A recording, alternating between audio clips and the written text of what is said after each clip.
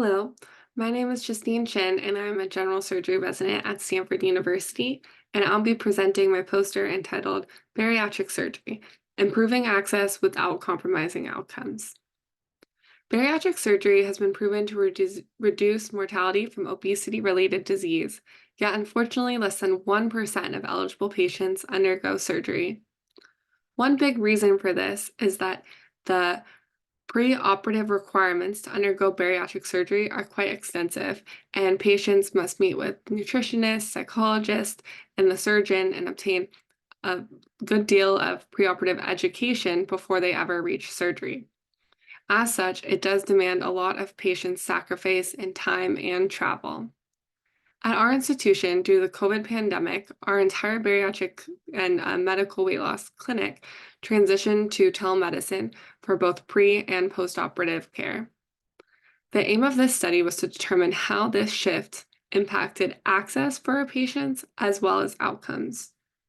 The study population was comprised of patients 18 years and older who underwent gastric bypass or sleeve gastrectomy at a single U.S. academic hospital between 2018 and 2022.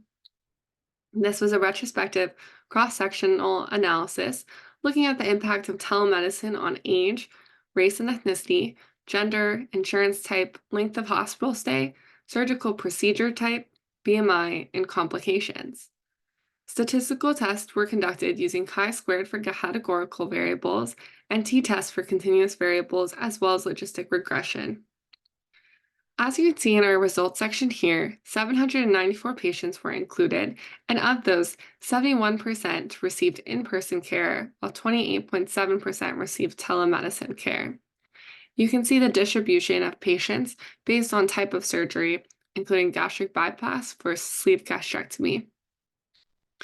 In the bottom here, you can also see that the average duration from the initial consultation to surgery was significantly longer for the in-person group, and the average length of stay in the hospital was also significantly longer in the in-person group compared to the telemedicine group. We found that there was no significant difference between race, ethnicity, or gender, and that the mean preoperative BMI was higher for the in-person cohort versus telemedicine, but at 12-month follow-up, there was no statistically significant difference in percent weight loss. We also looked at the post-operative outcomes, including the 30-day emergency visit rates, as well as 30-day readmission rates. And we found that there was no statistical difference between the two groups for either of these complications. So in conclusion, we believe that improving access to bariatric care is critical. When comparing telemedicine to the in-person model, we found a shorter time to surgery, a shorter length of stay in the hospital, and no difference in outcomes in regard to weight loss or 30-day readmissions or emergency department visits. In conclusion, telemedicine may be a useful way to improve access for patients who are seeking bariatric surgery. Thank you so much for your time.